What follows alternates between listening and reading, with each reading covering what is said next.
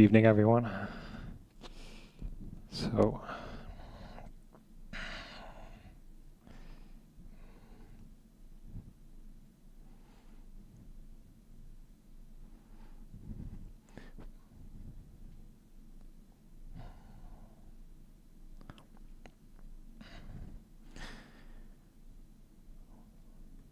we'll begin with the usual Friday prayers.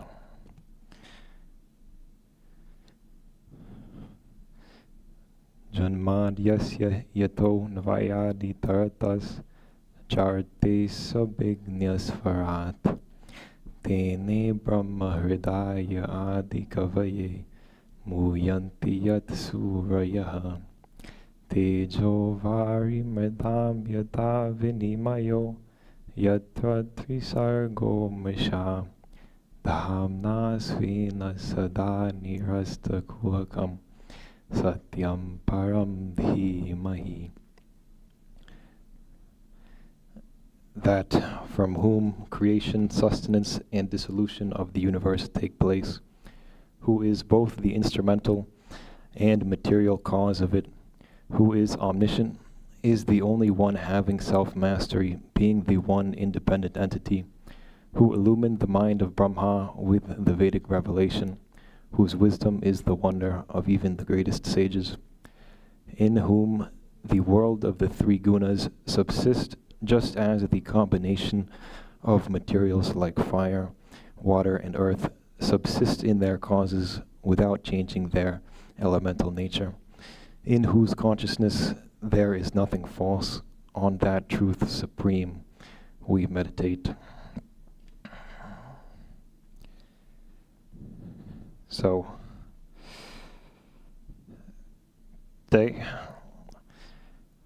I'll be speaking about Avatara,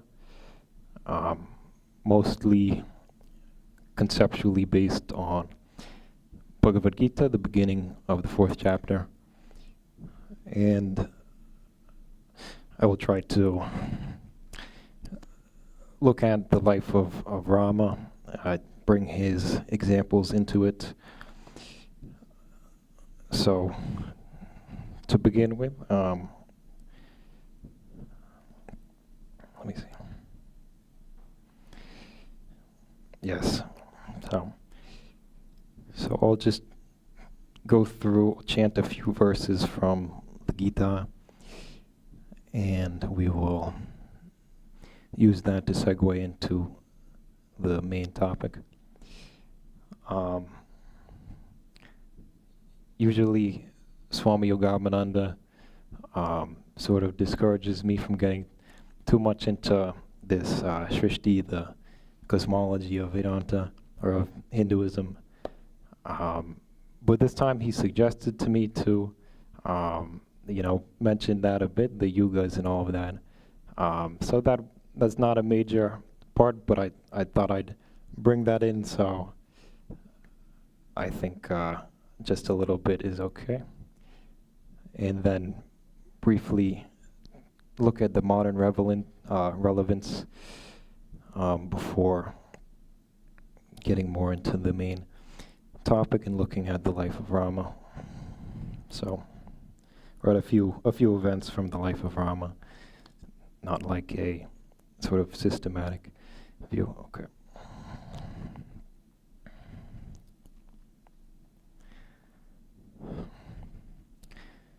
So, chapter 4.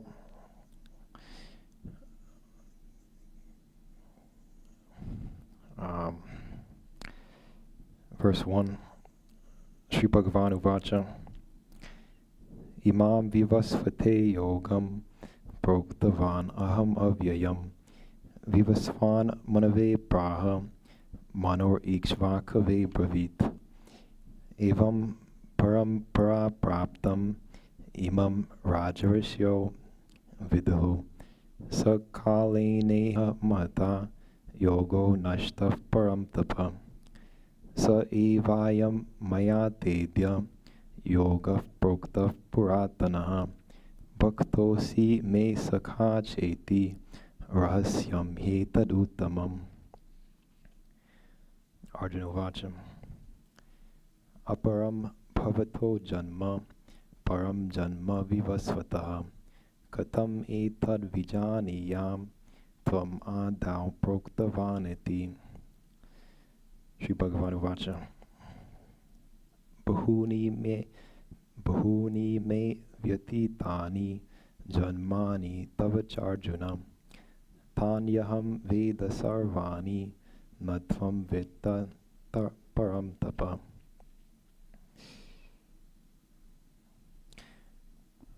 So that was the first 5 verses, and so Krishna is saying that before,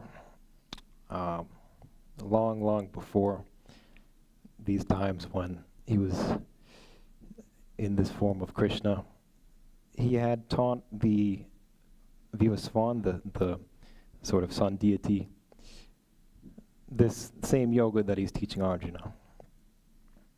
And this was passed through this lineage of the royal rishis. And eventually we find Arjuna is part of the same lineage of the Surya Vamsha, the solar dynasty of kings. So Arjuna is very confused. How did you teach Vivasvan, ages and ages ago, and you're speaking to me here?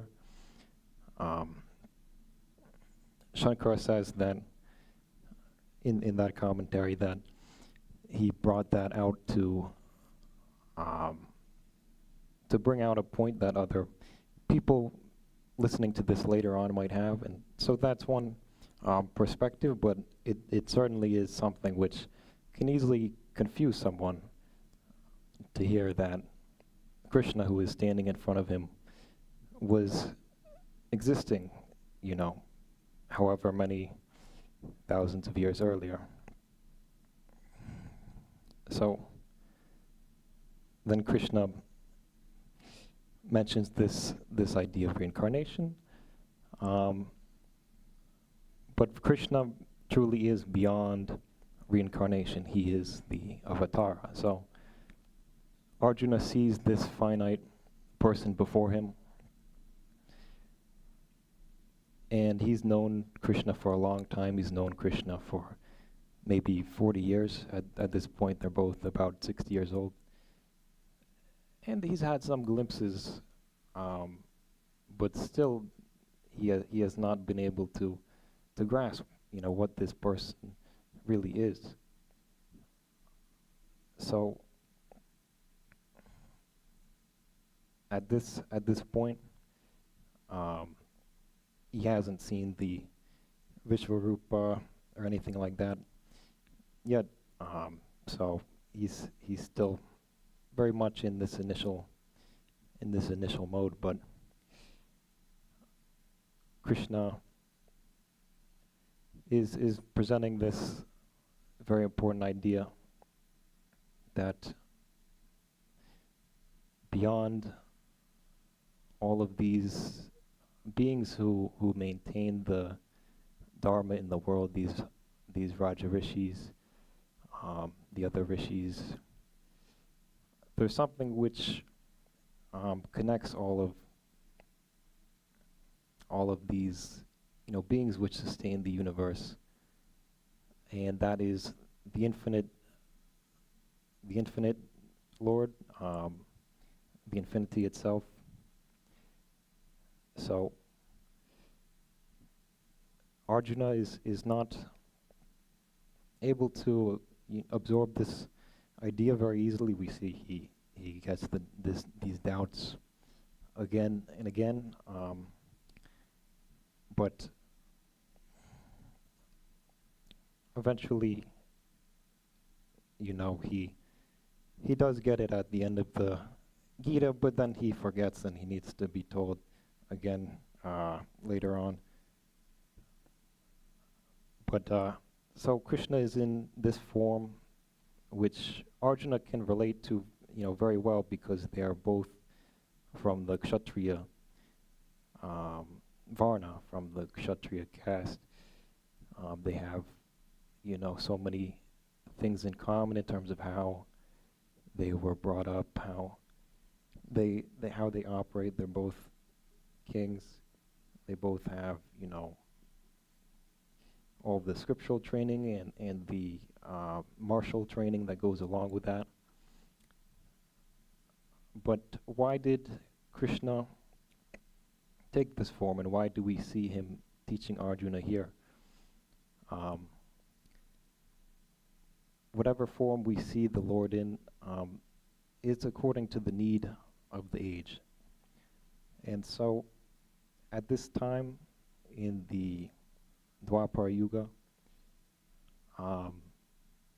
there is a predominance of the Kshatriyas. We see that the prime pupil that Krishna decided to teach was Arjuna, who was of this lineage. We see that he himself took up this form, and this was mainly how things were being expressed in the world was through this modality of the Kshatriya. In the Vedas, we also see this word Rajanya, mostly in like the mantra and the Brahmana portions, the earlier portions. And these two sort of can represent the whole gamut of what type of people in a society will sustain that society. The Brahmanas connect the world with the higher world, with the divine, and the Kshatriyas, the Rajanyas, they support that, and they try to evolve and to also gain that.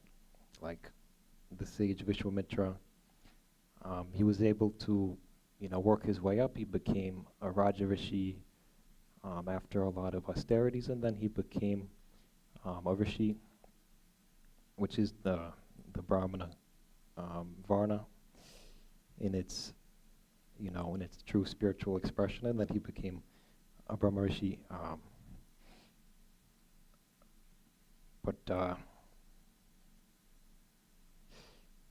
So these two, at different times they prevail, and so Krishna is saying that I came and I taught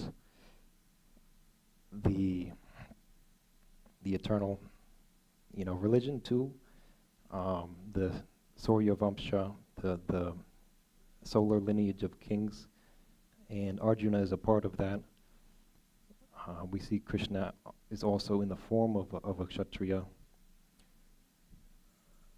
and this is one of the foundational supports for the maintenance of Dharma in the world and the maintenance of all of the systems that support the ability of the Brahmanas, of the people to connect with God and to pursue that sort of a life, and also the self-sustenance of the Rajanyas, the Kshatriyas themselves. So this is the sort of social or exoteric aspect of the Dharma which the Lord comes to participate in and to put his impulse into. You see the Varnas are the way that the Indian society was set up and lasted for ages and ages, thousands, tens of thousands, hundreds of thousands. We don't know at this point. We'll have to see if they invest some more into excavating in India. So that's one aspect of the Leela. And the other is the esoteric aspect, the Bhagavad aspect. But we will come to that a little bit later. So now we see, sort of at the social level, at the external level, why Krishna came in that form, and maybe why he delivered the Gita to Arjuna, and why he was always living and operating as a king, ruling over a huge domain. Based on the need of the age, the Lord comes, and so in this age, now in our modern times, do we need an avatar? Maybe we do. We see so many different interesting trends. There is the threats of nuclear war, the systematic escalation. There is possibilities of biowarfare. There is ecological factors. There's a huge mental health crisis that is unfolding. And then there's the AI stuff. So these are factors we see in our current age. In what form would the Lord come would depend on what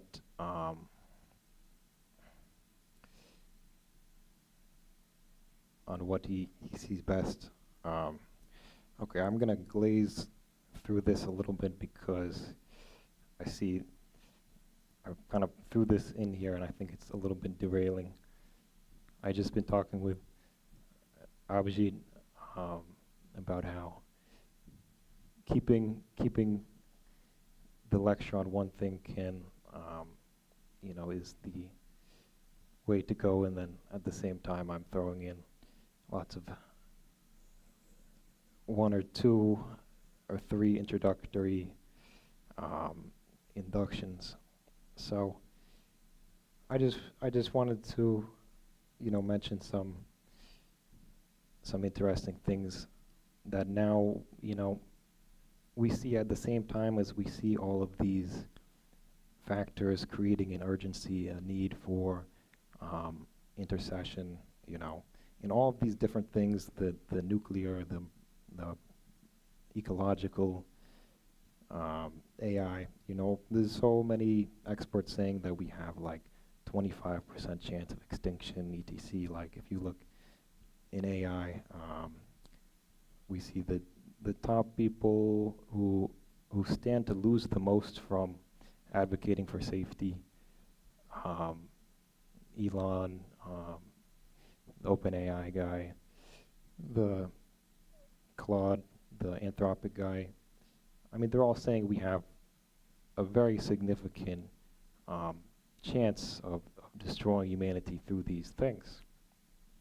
Like the CEO of Anthropic, he's supplying Amazon with all of their AI stuff, and he says we have a 25% chance of destroying ourselves with AI. So we see there's a huge need, and at the same time, we see some interesting connections to this idea of the avatar and how the avatar manifests. The avatar is, the Lord is in the Bhagavatam in one place, or maybe more than one place, but I'd seen that he's referred to as Tri-yuga, the one who manifests in the Tri-yuga, and it says that he does not manifest during the Kali Yuga, which is our current time, and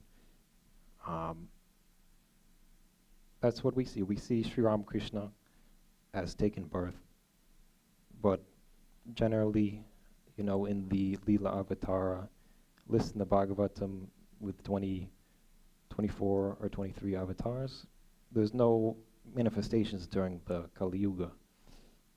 And Sri Ramakrishna, he said, or Swami Vivekananda definitely said, I think Mother may have said as well, that the Kali Yuga has ended, that we are in the transition period after the Kali Yuga. And at the same time, we see these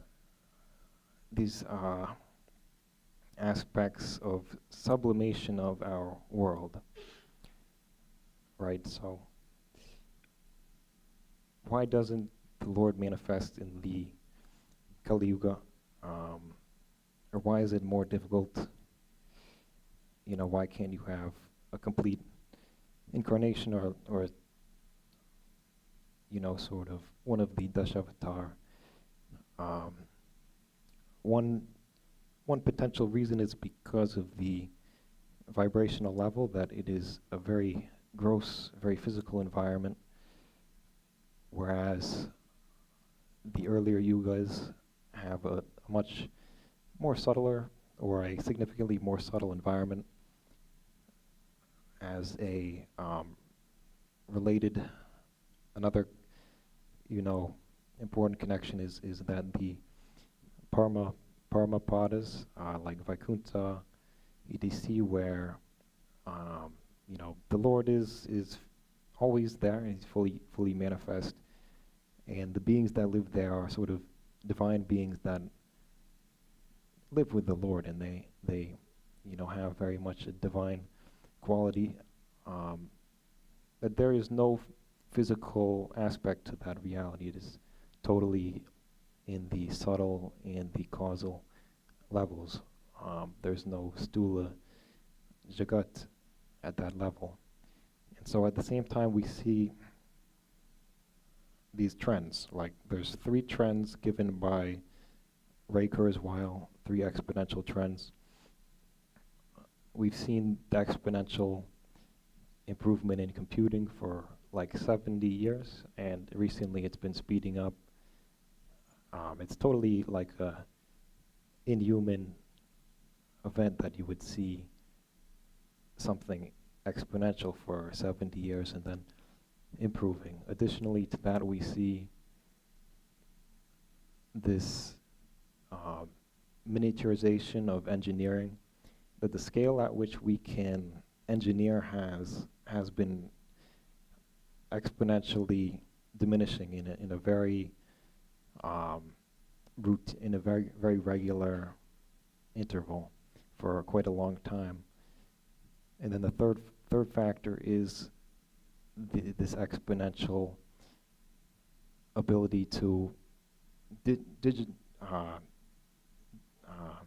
digitalize biological information. The most famous technology would be CRISPR. And so these 3 factors, if you combine them together, you see that life is potentially going to get much more subtle in the very near future. Because the exponential trends have been continuing for a long time, and so you only need like another 15-20% continuation, and then within a short time you have these sort of very fundamental changes to life potentially. And so Sri Ramakrishna said that he would return within 100 or 200 years. He said that in the previous incarnation he had come as a king does in disguise to check on his kingdom, and then the next incarnation he will come as the king of devotees in the full form. So it's going to be interesting to see how time plays out. We see the word avatar is coming into so many different places in our modern world, that you have an avatar for. It started with the avatar of your profile picture, and then in video games you have avatar. They call it avatar. And then in virtual reality and AI, you have these as well. And so that's another exponential thing. It's increasingly becoming similar sort of to what like an avatar is. You have the technology, you have the person, the intelligence behind it. You have the technology through which that intelligence is projected into a virtual body and a virtual world as well.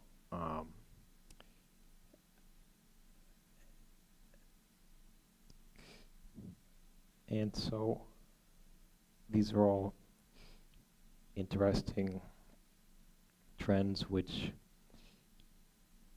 seem to be making this world more subtle, less dense, vibrational level, and when that happens, then you can just naturally, these higher things will spill over into this plane. And so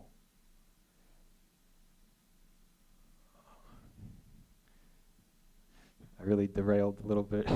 Didn't intend. Yeah, these two things I just talked about, I just put as introduction, and then too much. And I'm skipping a lot of stuff too.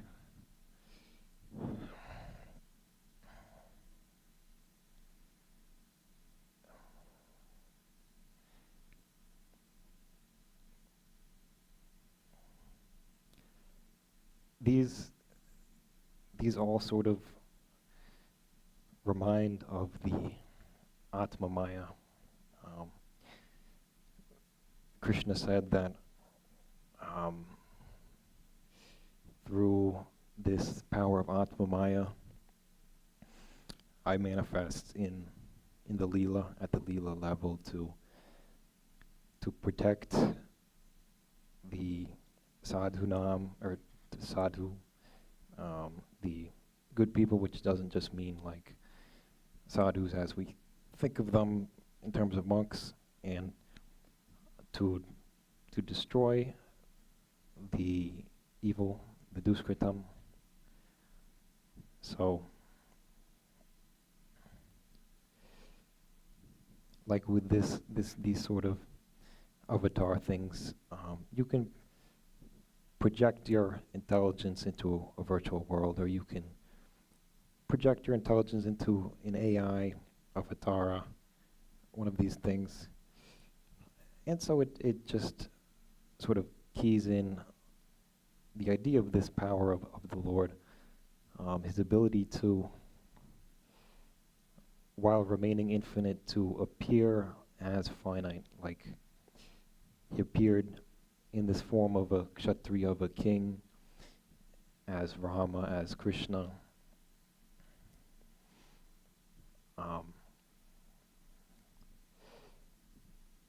Behind that is his divine intelligence, and it comes through. We see in a couple places, it's more prominent in the birth of the avatars. We see that it is different. It is a divine birth. Rama's case, Sita's case, Krishna's, all of them have these supernatural births. Truly, it's something beyond what we think of as supernatural phenomenon. Some myth gets, attached either after the fact or created by the Lord, so that people can understand and can connect to that. Like we see in Rama's case, his father Dasharatha wanting children, he was performing yajna. At the same time, Ravana was, coming into more and more power, and terrorizing the basically the whole world and also the higher worlds. So at the same time as he's performing this yajna, um, these devas in the higher worlds are convening and they ask Vishnu if you can please take avatara and deal with this Ravana. So at Dasharatha's yajna, out of the fire appears this luminous being, which is Vishnu, and he gives this potion to him, to Dasharatha, and says that through this you can have children. I will take birth in your family. So he distributes this amongst his wives. Kausalya, the mother of Rama, takes half. The other two take, they divide up that portion. And so then Rama is born. It's very fantastic. But at that time it wasn't particularly fantastic. There were so many other examples. Sita is also Avatara, so that's not a good counterpoint. But at that time, people would get born through mind, just desire. Like in some game, you want to create a new character, and so you just press create new character and draw that up. And so at that time, that wasn't really extraordinary. But what is extraordinary, what is really divine about that, is that the Lord is seeing the need of the age, is seeing where and how and in what form he wants to incarnate to perform this Leela with the devotees and to create that aspect of the Leela which we think of in the devotional sense, and then also to take care of the social dharma and to establish all of these, to continue the line of the Rajanyas and the Brahmanas. Sita as well, we see she has an apparently supernatural birth that Janaka finds her while he's doing a yajna. He just finds this beautiful baby. But what is the significance of her being born from the earth? We hear that she was born from the earth, that she just appeared there from the earth goddess, and then went back to the earth goddess. It exactly mirrors how from that infinite Vishnu she appeared, and then again into that she was absorbed. So this divine aspect, Sri Krishna says, Divyam, is a part of the Atma Maya. We see that Vishnu was in the higher worlds with all the devas, with all the Divya people, and he doesn't need to get any information from them. He doesn't need to coordinate with them. But we see this trace of the divine, of these higher beings that Dasharatha and Janaka were both doing yajna. We see the there's always coordination that's going on with the higher beings who are sort of forming the government. He doesn't need to do this, but he has love for those beings as well, and this is what they do. And so it gets reflected through his, actions, through his actions. Because we don't see those beings, but they're always governing, they're always taking care of this universe, and so their footprint being everywhere, also that comes through with the incarnation. And so, I mean, that's one aspect of the idea of Divyam as well. But the main aspect is the divinity which is beyond the conventional idea of divinity in terms of the devas. So the Atma Maya is this divine power, and through it the Lord has mastery over the Desha, the Kala, the Nimitta. This is the triad of Maya. So any form, any time, any place is within the scope of the incarnation. So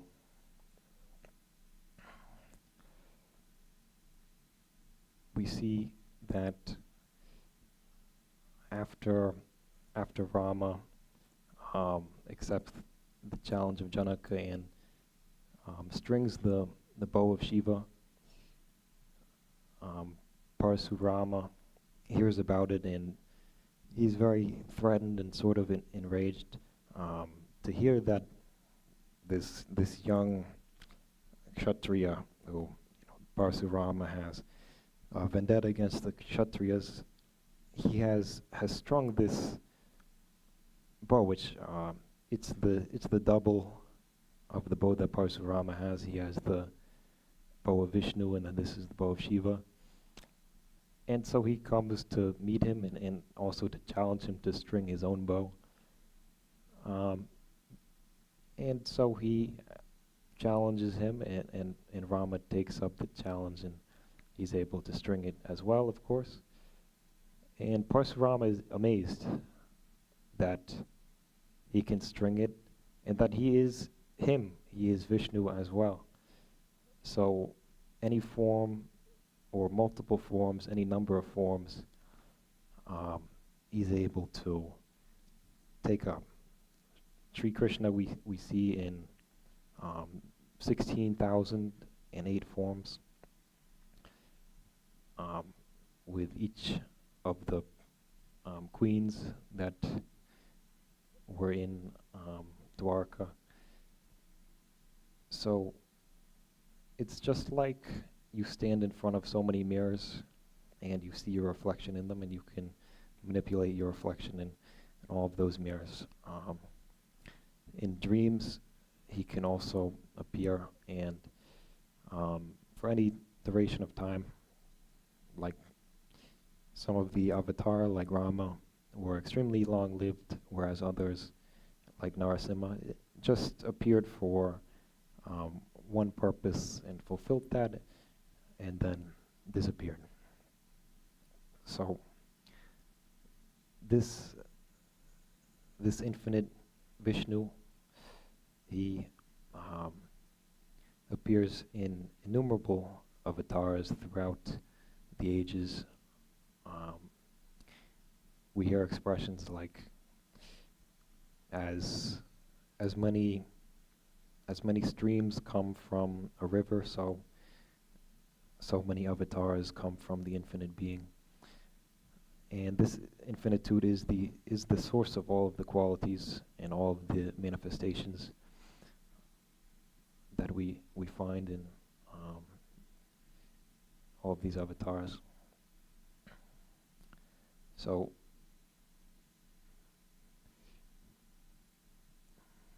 through this Atma Maya, the Lord is able to manifest in the Leela.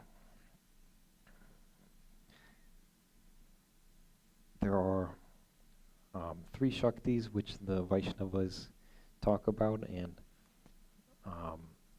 this Atma Maya gets identified with the Yoga Maya Shakti. Then the Jiva Shakti and the Maya Shakti respectively take care of the Jivas and the material universe, and the Atma Maya is how the Lord appears in this finite form and interacts with the devotees and interacts with the society at large. So the Leela is where we, all live our lives. We live at this level of temporary,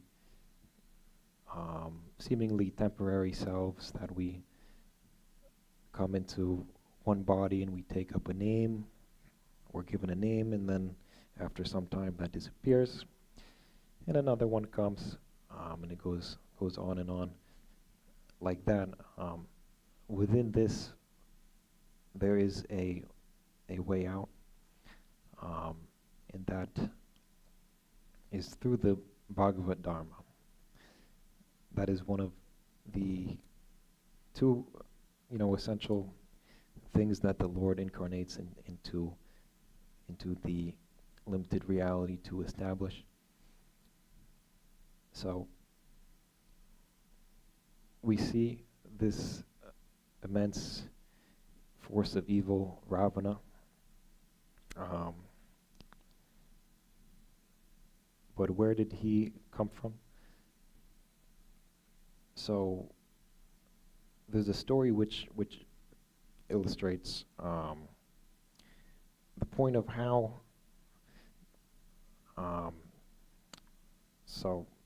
Sri Krishna, or I think I have to backtrack for a second. So these two aspects of the Leela that the Lord comes to fulfill, the Bhagavad Dharma and the sort of social aspect, Sri Krishna gives one the same method for both of them. So he says, Paritranaya sadhunam vinashaya dushkritam. So you can look at both of these types of dharma, the social and the Bhagavad, and understand them through these two ideas of supporting the sadhunam, or supporting the sadhu, the good people of the brahmanas and the kshatriyas, looked at in the spiritual sense, that just means people who are either directly connected with the divine, or who are participating in a positive way in the society, and so that the capability of people to work for that end of connecting with the divine, so that gets supported. So this story of Jaya and Vijaya, who became, one of them became Ravana and the other became Kumbhakarna, can illustrate that. So at one point, Jaya and Vijaya, and throughout eternity, they are the gatekeepers at Vaikuntha, the eternal abode of Lord Vishnu. So one day, these Sanat Kumaras, these sages who are eternally children, they're eternally like 5 years old, they travel around the universe, and so they came to the gates of Vaikuntha. Jaya and Vijaya saw that they are just little children, and so they thought that they shouldn't be let in.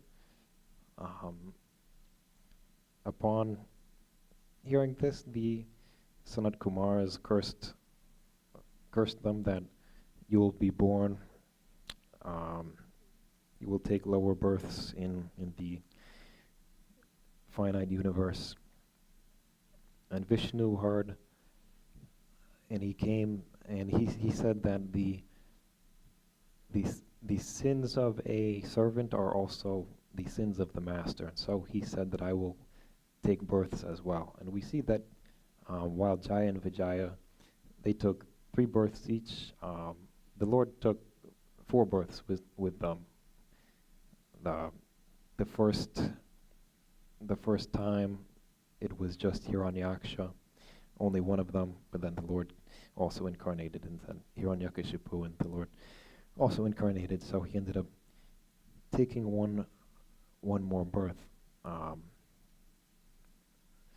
So behind this toppling of this tyranny, this evil monarch Ravana, really it's a play with his devotees. That Jaya and Vijaya were both there, not for the curse really. Those Sanat Kumars would not have been able to curse them in such a way. The residents of Vaikuntha are eternally free from this lower world, unless they want to come here for some reason, like Krishna incarnates, and so also those people, they incarnate for the Leela. And so Jaya and Vijaya really were the same thing. They for this reason of the Leela, the Lord wanted to do this, and so he put this impulse into the minds of the Sanat Kumaras, and without that we wouldn't have had some of the most important incarnations. So along with Rama, we see so many monkeys and bears who are with him. I mean, we call them monkeys and bears. It's just kind of funny, but they're like really godlike beings. Most of them are, from these higher worlds, not necessarily from Vaikuntha, but the whole race of Vanaras, the forest dwellers that, modern times we call monkeys. They were much more intelligent than monkeys, but they were a divine race that came just for the purposes of the Rama incarnation. And so there's the aspect of them being very, very talented, intelligent, beings, these sort of higher beings, and so they're able to give the society a huge boost, but also, they're able to participate in this toppling of the tyrannical monarch Ravana, and they, just by being here, they provide a boost to the society and all of that. But really, in their heart of hearts, they just want to come here and play with the Lord. They want to spend time in this phenomenal mission that Rama undertook, and being either in his direct presence or just involved. It's something. That is the time to be alive, is when the Lord is incarnated and these crazy things are going on. So another example is Vishwamitra. So he is this super powerful rishi, but him and his other rishis are having trouble with Ravana's demons, with the Rakshasas. So they come to, Vishwamitra comes to Dasharatha, asking him, can I borrow your sons to fight some of these demons? And he describes them to Dasharatha. And Dasharatha, hearing about Ravana, he thinks that what can I do against them, much less my sons? And so he's extremely fearful and reluctant to let them go. I mean, he knows that they are strong, but to be up to this sort of a task is very unlikely, given their age and size. So he's extremely reluctant, and so he's offering up his life. It's because he has, he has lived with Rama and he has developed such an intense love for him, seeing that this is, something like divine. He maybe does. I mean, we know that he doesn't realize that this is an avatar, but you get something whether you realize it or not. And so, very reluctantly, and with more explanation from Vasishta, who was his preceptor, who was there listening, and then he gave some more explanation, saying that Vishwamitra can fend for himself. He's really here to help out these boys and to give them some training. And so Dasharatha agrees, and Vishwamitra takes Rama and Lakshmana off towards the forest. And so now Vishwamitra is with Rama. And this story has been remembered by billions of devotees for, thousands and many thousands of years. Vishwamitra himself is certainly, overcome with joy. This is the result of his austerities, that he has worked so hard to become a rishi. And the purpose is to come in contact with the infinite, is to meet the infinite. And so this is the result of his austerities. And so this is the Bhagavat aspect. So the Lord is coming to give these experiences to the devotees, which will, resound through the world of the devotees, which they will be transmitted for generations after generations, and allow people to be inspired and to, dive into devotion. And so Vishwamitra takes them first to Kamashrama, and he gives some background that here Shiva practiced austerities, and then the deity of love tried to ensnare him, and then Shiva burnt him up, and so it was called Kamashrama. And so they keep going past the Ganga and the Saryu. They come to the Dandaka forest. This is where these demons are residing, and so I like this story because it has a few connections to Bhagavatam, to a couple of things we had seen recently in Bhagavatam. As Vishwamitra is going along, he's narrating the histories of these places that they're seeing, and a couple of those have these connections to the Bhagavatam. So they come to the Dandaka forest, and it's not a very pleasant place. You hear all of these monsters and beasts and all of that. So he narrates the background, that at one point initially this was just sort of a plains area, unforested. Then Indra, after killing the Asura Vritra, that we saw in, I think, Bhagavatam Skanda 6, he had accumulated some sin from that, because Vritra was actually a devotee. He was Chitraketu, after being cursed by Parvati. So he came there, all the devas came there, and they poured water on him.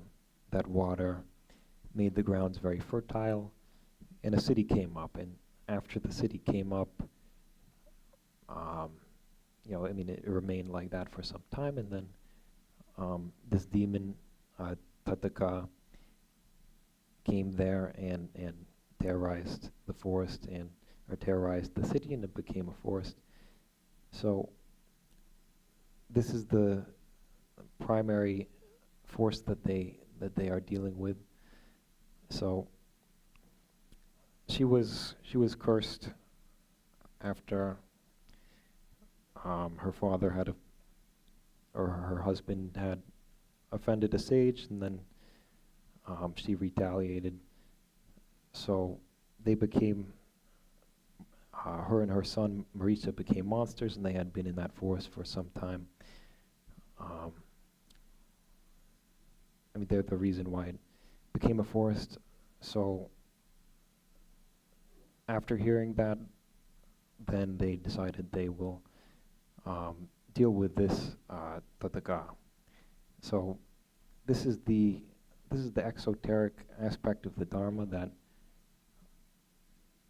there are evil forces, and so we will destroy them and protect the society. And so they do that. Rama fights and kills this demoness. But who was Tataka? Who was this demoness? She was someone who had been cursed by one of the most prominent rishis, Agastya. And so, very likely, I didn't see any deeper commentary on this section which looked at this angle. But very likely, and almost definitely, she was put there for the sake of being able to engage in this Leela. It seems like something very intense, the fighting and war, but really, especially for these beings, and at that time, we were much less dependent on one human body, and so death was much more of a joke than it is now. We take it much more seriously now because we don't feel that we are something other than the body, much less the Atman, not even the soul. And so at that time, they had much more of this idea of the soul, and so we see in the Ramayana and the Mahabharata too so much warfare, but really in a way that is part of the Leela too, especially in the Ramayana. It's so much fighting and battles, but it is Leela too, and it's very similar to some of the depictions you see in modern culture with anime and the Dragon Ball Z. It's just like that. If you read Ramayana with all of these astras, if you want to see that visualized, those cartoons like Dragon Ball Z, it's just like that, and we love watching those. And this is just the same. So they take care of this Tataka. Then Vishwamitra is very happy with them, brings them back to his ashrama, and then he is teaching them these astras. So he teaches them all of these divine weapons, these energy weapons, and he is very happy to be able to teach Rama, he sees Rama as the unborn, as the changeless. Just like we see, any physical thing in front of us, a sage like this, he is perfectly connected to what is, behind Rama. What is he in truth, in reality? And so he is overjoyed to be able to teach and to see this divine being in action. And so then they come to the Siddhashrama, and he gives the background of that. See, we're kind of over time, but I'll quickly wrap it up. So he gives the background that this was where Narayana did tapas, then Kashyapa did tapas to get the incarnation of Narayana, and then he came in the form of Vamana. At that time, Mahabali was terrorizing the universe, and so Vamana came and asked for a nice boon. Vamana was very short, and he said, "Give me 3 paces of land." And so Mahabali was thinking that he can't take very much land, and that Rishi Shukracharya had told Mahabali not to accept, but he was a devotee and he accepted. And so then Vamana took back all of the kingdom, all of the universe that had been claimed by Mahabali, and that was the Vamana incarnation, which came at the Siddhashrama. And so the yajna is proceeding. The rishis are there with Rama and Lakshmana, and they're doing this yajna, and the boys are watching out for these rakshasas. They come, and Rama launches the Manavastra at Maricha. He sees this big rakshasa flying with the army of rakshasas. The Manavastra has the potency of humanity, right? Like there's the fire one, lightning probably, ETC. This one has the humanity thing. And so his intention is not to kill Maricha. He just wants to get him away from here, because he knows that later on he has a place in the Leela. And so the whole time that Vishnu is here, he sees everything that is going to happen. He sees everything that needs to happen. And so this is the Divyam aspect, that he has this omniscience which guides all of these actions that he takes. And all of these characters, have different roles to play. And so Maricha, he isn't killed. He needs to, participate later on. So the other rakshasas get taken care of, and Vishwamitra and all of them are very pleased. The social aspect gets taken care of.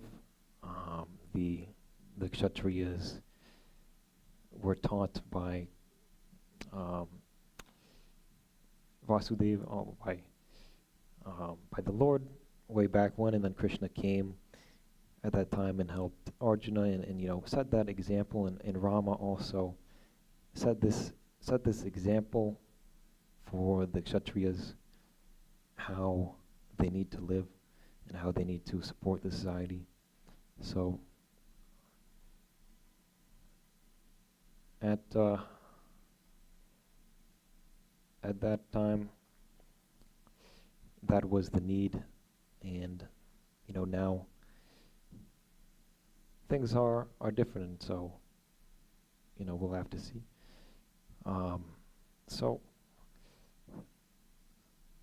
that does it for today. Thank you guys for coming, and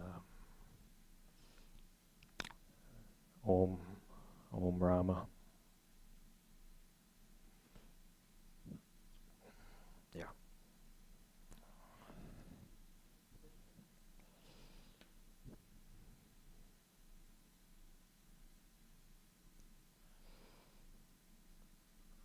Okay, we'll do the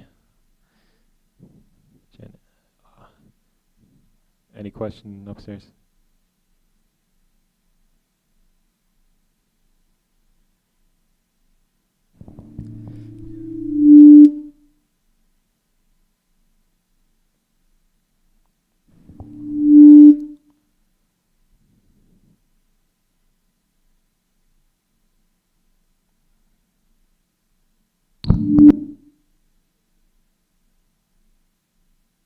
me just...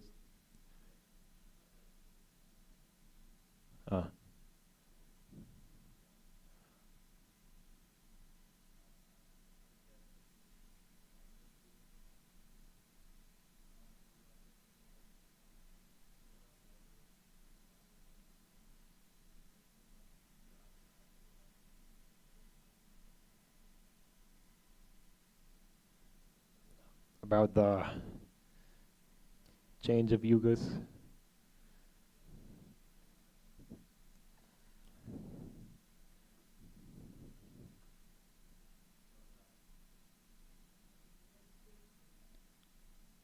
It's not working.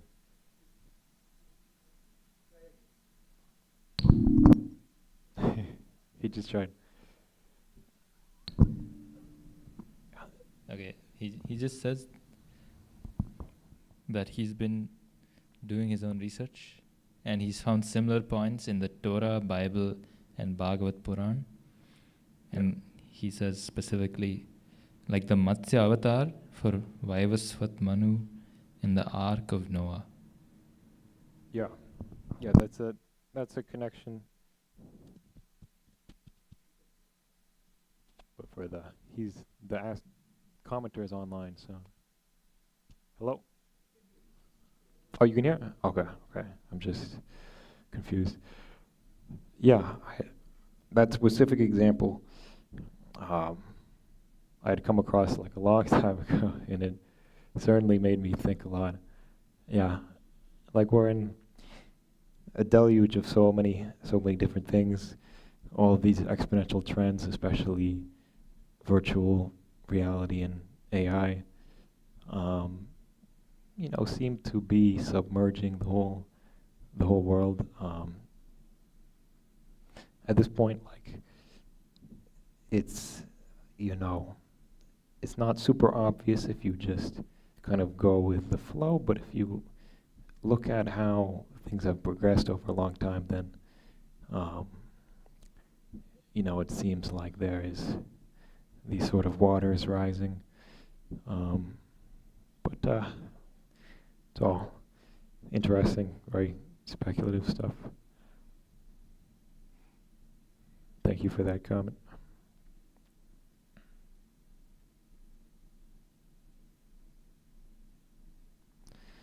Okay. We'll do the singing. Mukunda Madhava Govinda Bo Keshava Madhava Hari Hari Bo Mukunda Madhava Govinda Bo Keshava Madhava Hari Hari Bo Hari Hari Bo Hari Hari Bo Hari Hari Bo Hari Hari Bo Krishna Krishna Bo Krishna Krishna Bo Krishna Krishna Bo Krishna Krishna Bo Mukunda Madhava Govinda Bo Keshava Madhava Hari Hari Bo Keshava Madhava